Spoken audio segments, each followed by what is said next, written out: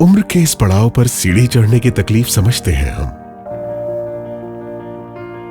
हम जैसे लोगों के लिए ये एस्केलेटर एक वरदान है।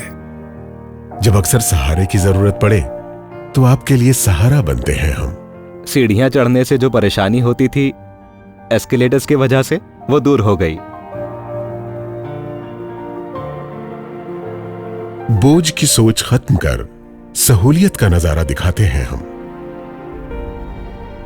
ऐसा तो मैंने विदेशों के स्टेशनों के बारे में ही सुना था, अब अपने देश के रेलवे स्टेशनों पर भी दिख रहा है।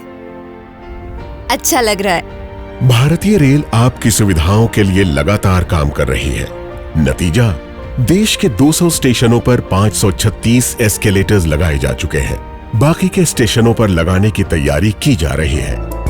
भारतीय रेल, ग्राहकों की सेवा में मुस्कान के साथ।